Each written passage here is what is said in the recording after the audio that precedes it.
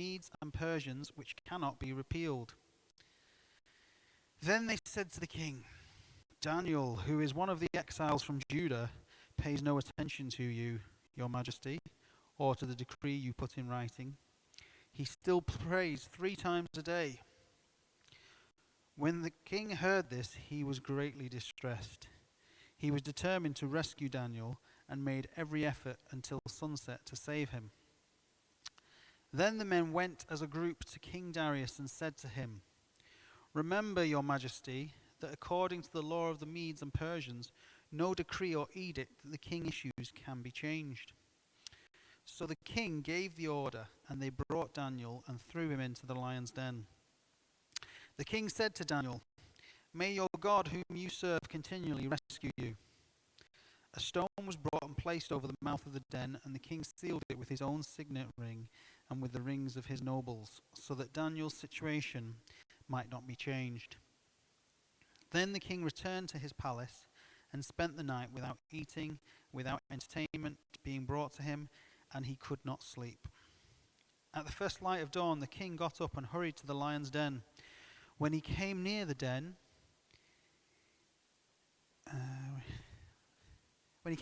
he called to Daniel in an anguished voice, "Daniel, servant of the living God, has your God, whom you serve continually, been able to rescue you from the lions?"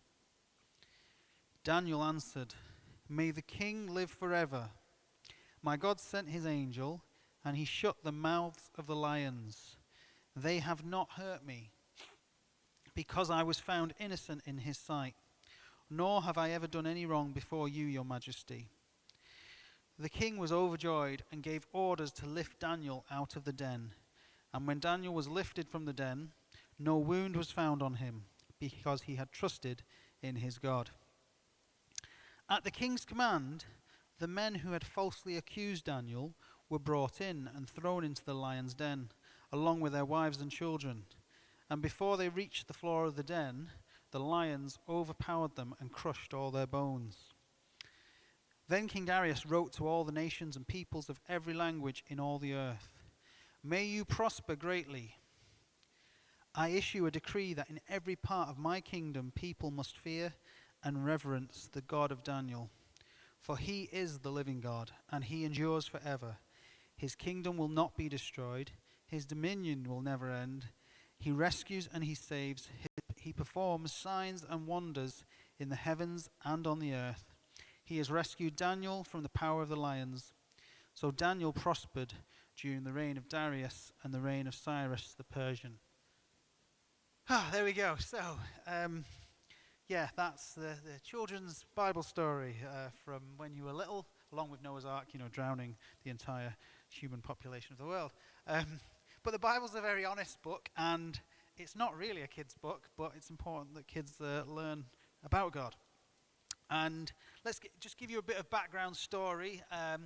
So we're here in Daniel 6, and so far there's been a few more kings before Darius. Darius is, if we remember the last time in chapter 5, we had King Belshazzar, this wicked king who was killed.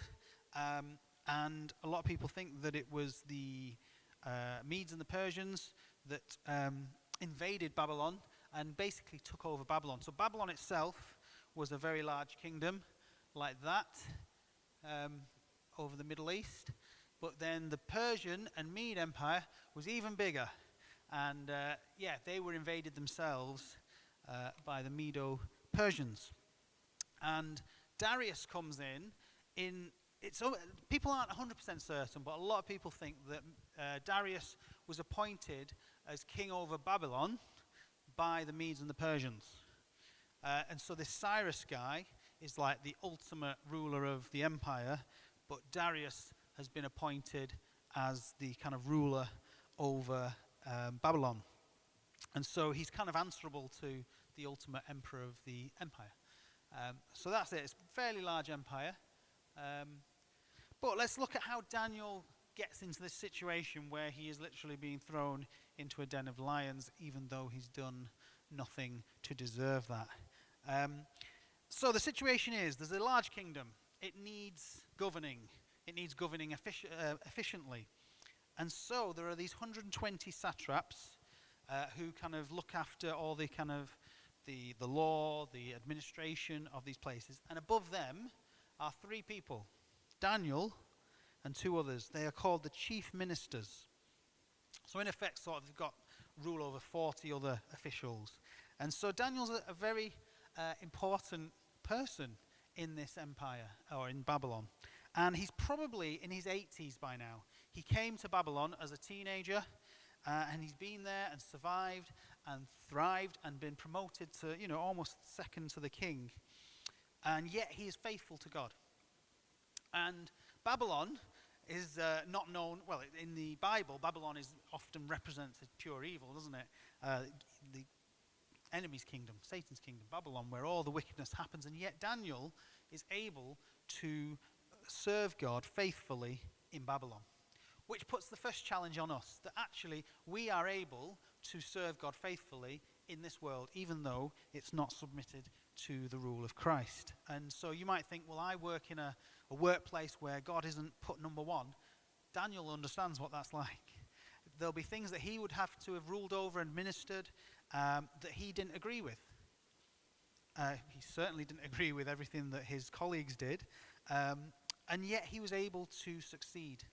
And I think this verse here really helps us, especially if we work for maybe people that don't serve God, that maybe disobey God, that live a sort of rebellious are in active rebellion. It says here, serve wholeheartedly, and Daniel certainly did that, as if you were serving the Lord, not people, because you know that the Lord will reward each one of you for whatever good they do, whether they are slave or free. In some ways, Daniel is very free, but he's also a slave, in that he's very free because he's almost second in power, or second in charge, or third in charge of the entirety of Babylon.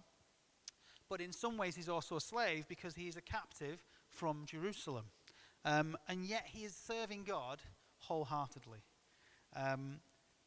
Even in a place that isn't his natural or native to his sort of way of life. His religion is very much not supported, and yet he's able to do that. And so we might think, we have to make compromises, but we can still serve God. But it's wholeheartedly, as if you were serving the Lord. So your boss, who might not know Jesus, who might be, might say terrible things about Jesus, might use blasphemy, all of that, you can still serve wholeheartedly as if you're serving the Lord.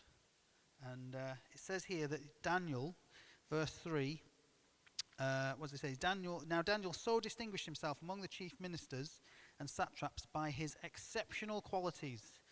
At work, are you exceptional? That's the question. Are you exceptional?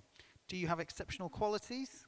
And what does it say? But they were they could find no corruption in him, because he was trustworthy, neither corrupt nor negligent. So if we think about, these, I guess in the news lately, if you're into sport at all, you'll know the head guy at FIFA. They've been trying to get rid of him because he's corrupt and trying to kind of sell off the kind of world governing body of football to private companies, and is in cahoots with loads of different people, and they're basically claiming that he's corrupt, and he probably is, because he has a lot of power and wealth, and it brings corruption. Daniel here equally has a lot of power. He's basically in charge, and if you read verse 4, where is it? There we go. No, verse 3, the second half of verse 3, it says, the king planned to set him over the whole kingdom. So in other words, these other two, he's like, actually, I want you in charge of all of them, rather than just equal with them. So he was in line for a promotion, and they didn't like this. That's where the sort of human sinful nature comes out, which is envy. We can become envious when other people do well, but what does God call us to do when other people do well? Rejoice with those who rejoice. We can celebrate and be happy, and that's one of the best things you can teach a child, to be happy when other people succeed.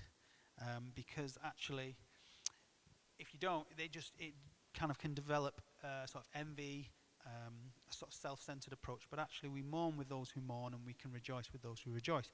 But clearly his colleagues aren't. They're very jealous, and probably isn't helped by the fact that he's not from Babylon. He is from Israel, and so Daniel would be different, and they don't like that. So they've kind of singled him out as public enemy number one. But why could they find no corruption in him? Because he was trustworthy, neither corrupt nor negligent. So in our workplaces, if we work for a boss, are we trustworthy? Or are we corrupt? Now that might not be corruption on the scale that we see on the news, but is there any room for someone to point a finger at us and go, actually, no, they did this, or they said this, or they didn't do this? Are you negligent? We talk about worship, don't we? We're here worshipping on a Sunday morning, but actually often we can worship God in the way that we work. We can worship God through our work. If it brings him glory, it's worshipping God. If it's not bringing him glory, and you're bringing God's name into disrepute, that's not worship. That's not good. That's worse.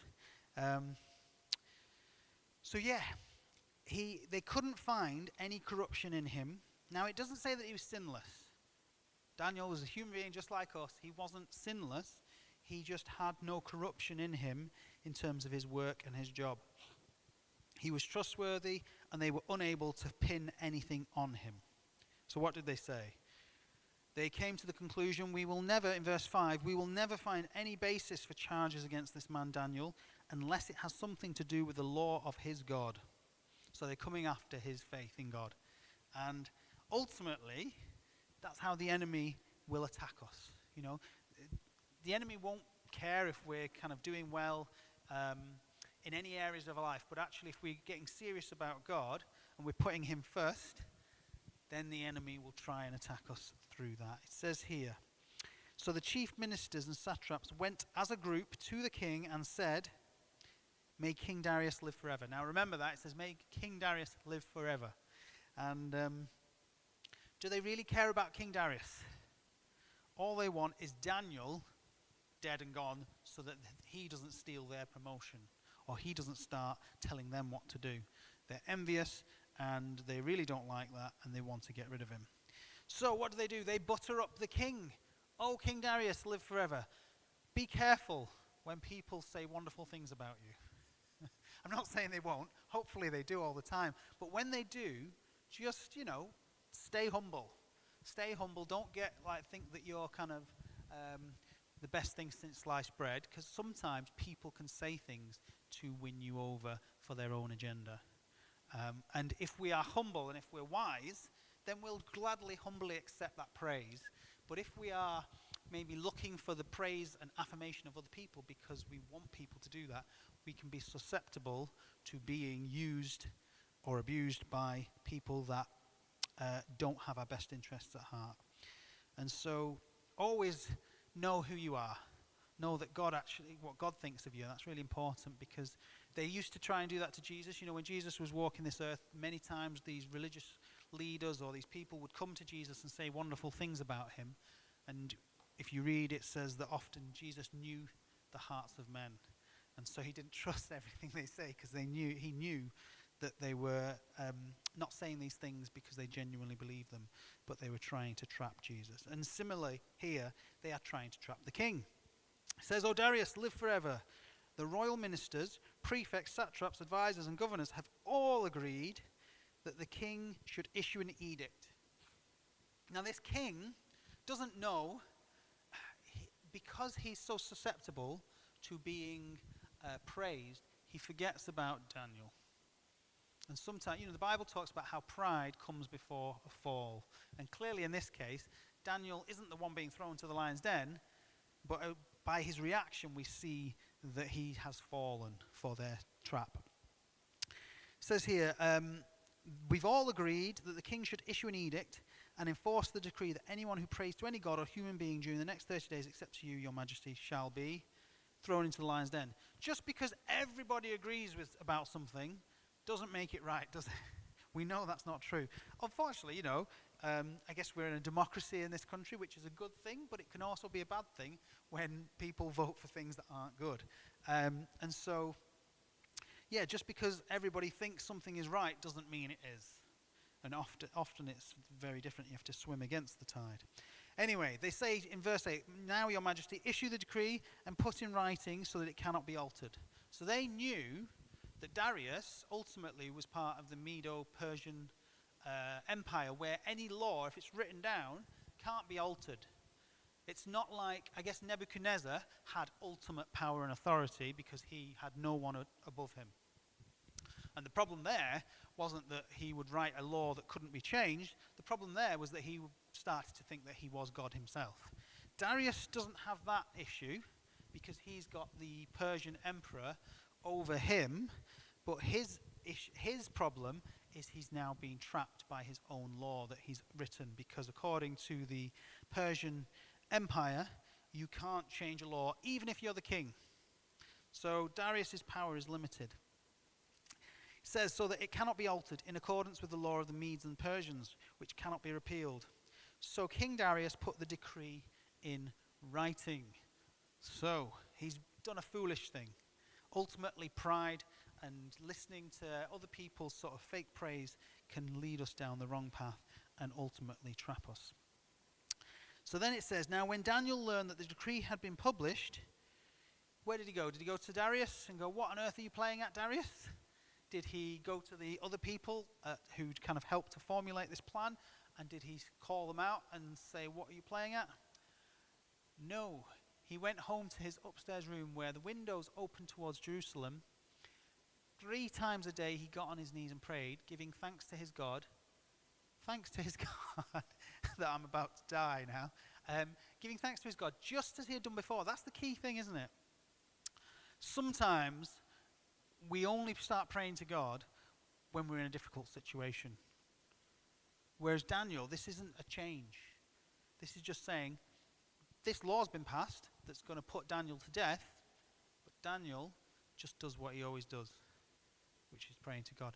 So we can sometimes get into a situation where we kind of coast through life, and then only when the difficult times start do we pray to God, or do we sort of really intercede about things. But actually, that should be a way of life. Just as Daniel, for him, it was what he always did, and it doesn't matter whether he's being promoted to like literally first in charge of everybody, or whether he's being planned for execution.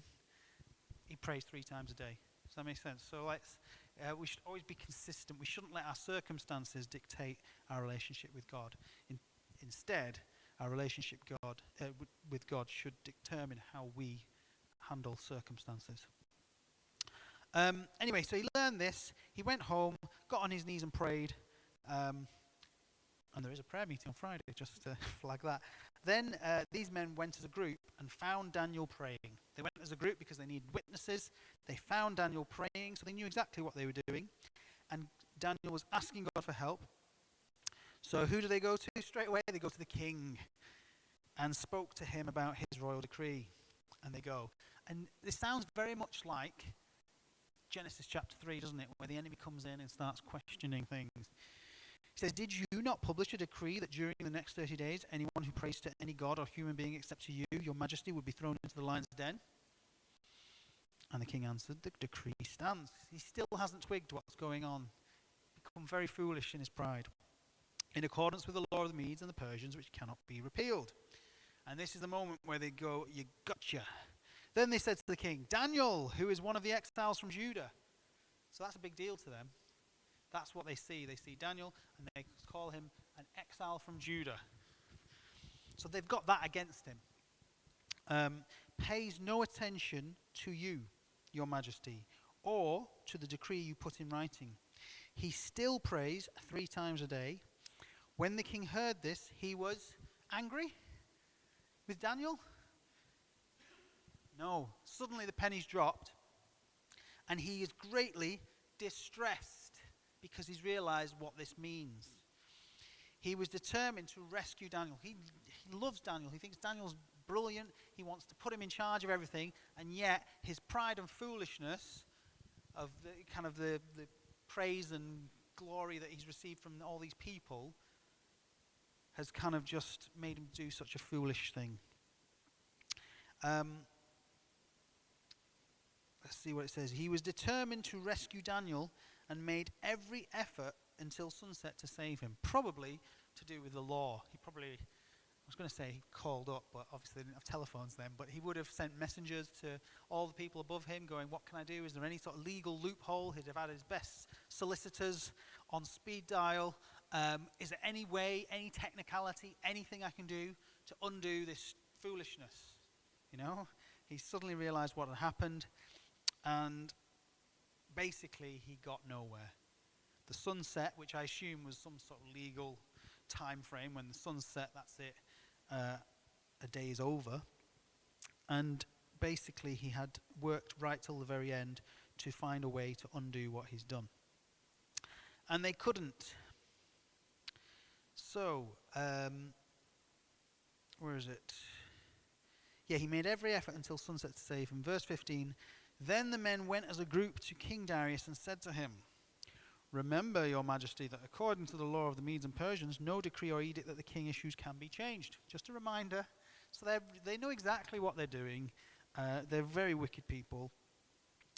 And so ultimately in verse 16 it says, so the king gave the order, and they brought Daniel and threw him into the lion's den. The king said, and this is all the king's got left to do, all he can do now is say, Daniel, may your God whom you serve continually rescue you.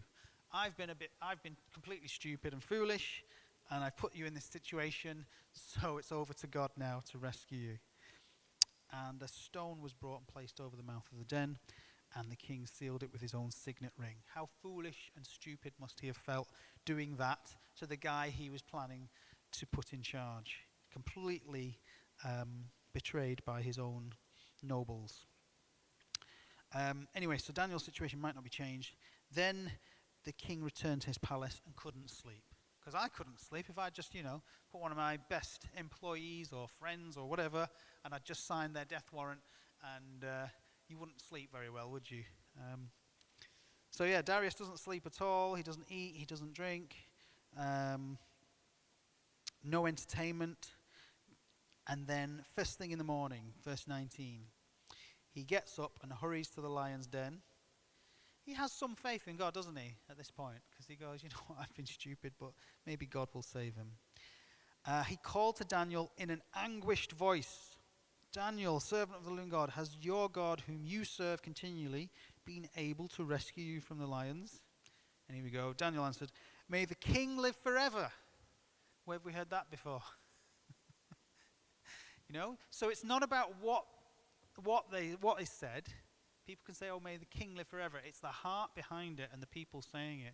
Is it people who want to trap you that say wonderful things about you, or is it people who genuinely care for you?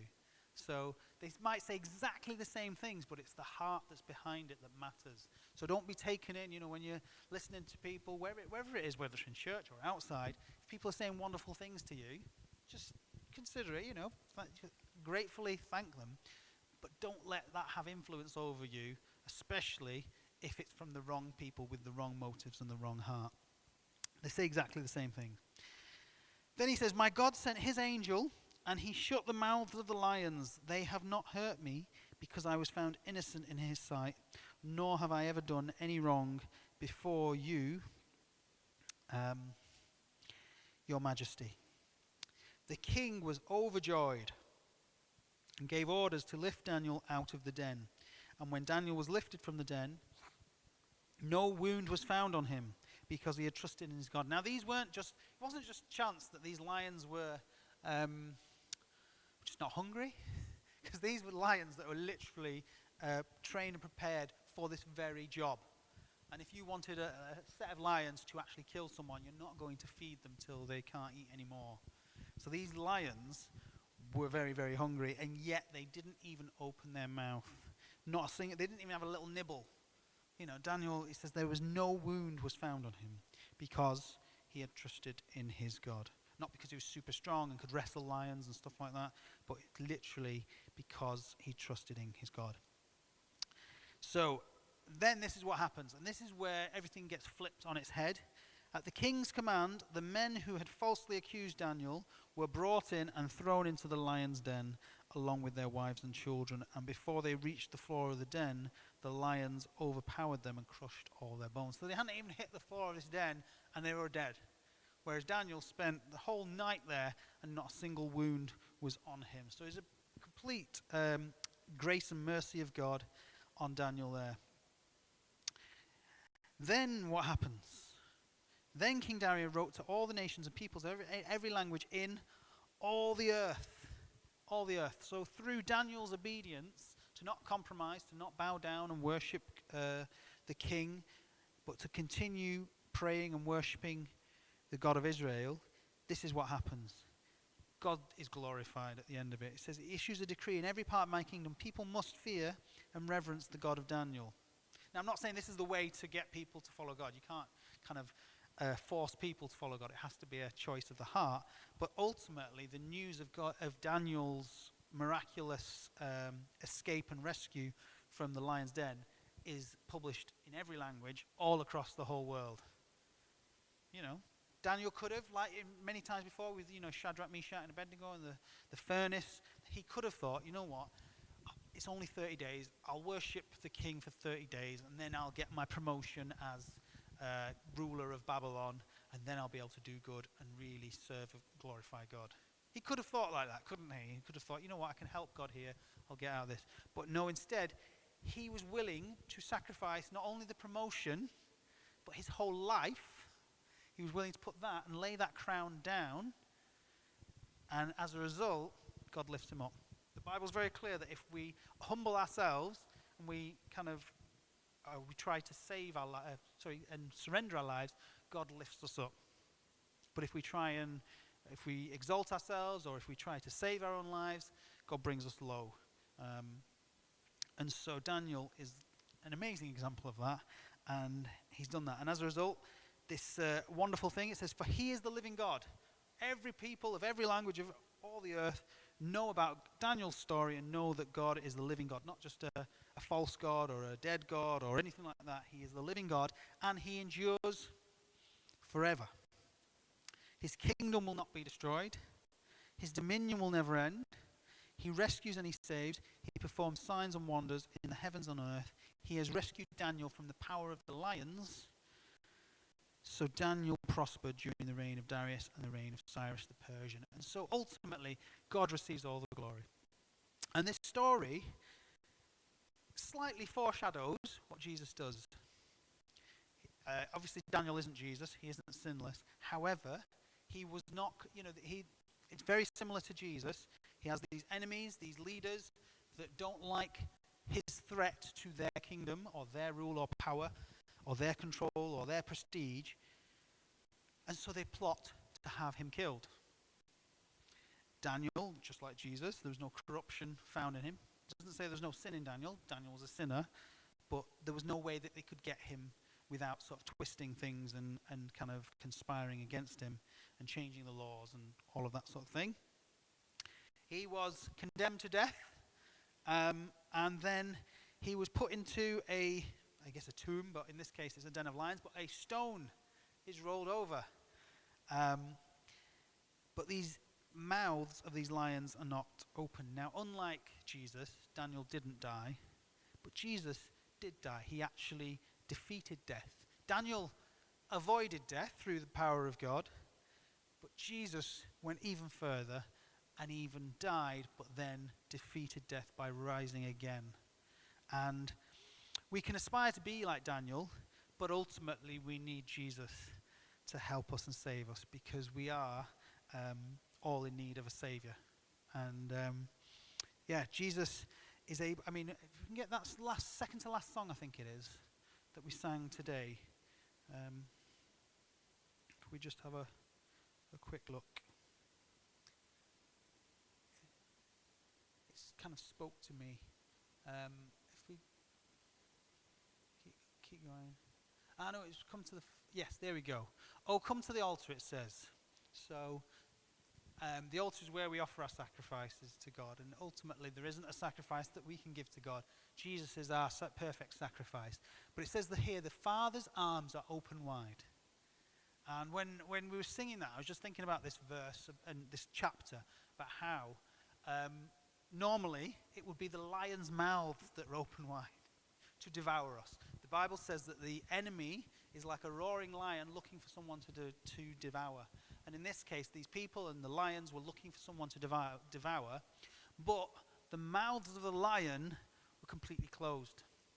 But the arms of the Father open wide, looking after Daniel in that den. And, we see how Daniel is glorified and how he's rescued by his God. And it says here that his kingdom will never be destroyed, his dominion will never end. And that means today, in 2026, in August 2026, God's kingdom is still ruling and reigning, and he's still rescuing and saving. And so if you're here this morning and you need rescuing from a situation, we all need rescuing from our own selves and our own sin, and Jesus is still able to do that now. He can shut the mouths of the lions, but his arms are open wide for us. And so, we're going to probably leave it there, but I think that's what I want to be left with, that actually the Father's arms are open wide right now, and he will shut the mouths of the lion for you, and he is able to rescue and save us from whatever it is, whatever is conspiring against us.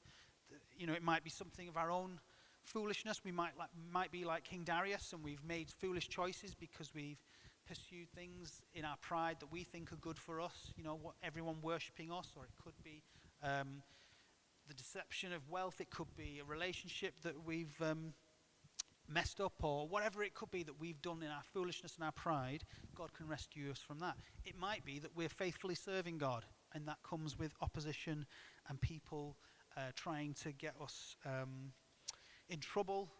So whatever the situation is this morning, I think if we can, worship team, would you mind coming back up and we can just maybe sing this song? And if there is anyone who would like, if you come up now, if that's okay. Have we got the worship team? Are you all here?